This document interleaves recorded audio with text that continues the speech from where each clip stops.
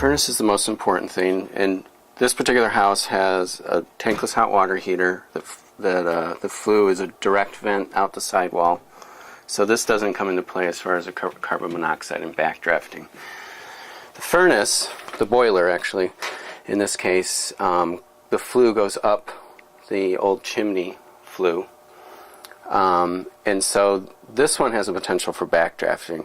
Then we do what's called a worst case scenario. The worst case scenario is where we're seeing if we can get enough negative pressure in this room to make this unit backdraft.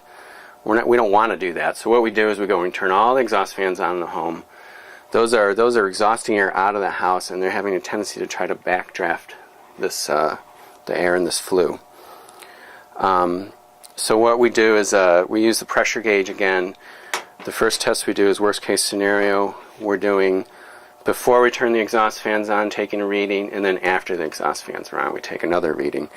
And there's a range that we're allowed before what's called the combustion appliance zone fails.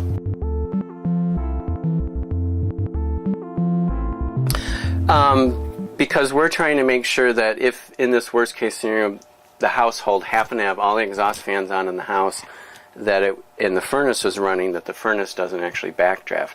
Now if it does backdraft and it fails that worst case scenario, then that means there's not enough makeup air for the unit to run efficiently. So then you can get into like mechanical ventilators. In this particular house, there's a hole in the wall over there to provide more makeup air for this unit. So I'm going to go ahead and turn this unit on. This is a loud unit.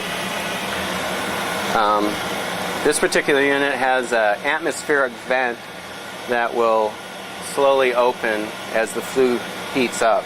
So the first test I'm going to do is a smoke test, and within the first minute that this unit is running, we want to make sure that this smoke is going up the flue. And I don't know if you can see that, but it's absolutely going up the flue. One area you can see is right here, how it's actually going through that hole. This is our test hole, but so this passes the smoke test. So now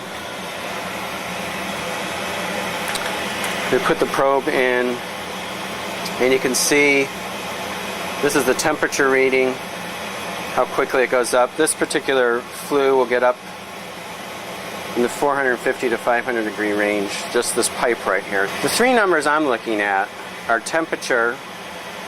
Once the temperature slows down, then I know I'm going to get a good reading. The second one is the efficiency, which is this reading. We're at 82% efficiency right now and going down. And the third one is the carbon monoxide. This particular analyzer is used by the good companies that do service on your units. Will have a combustion analyzer like this. They use the other numbers. I don't use the other numbers. This particular unit is an 80% efficient unit, and it can't be above 25 parts per million, so 5 parts per million is very good. The last test we do is a draft test, where again we use the pressure gauge, and we put a probe in,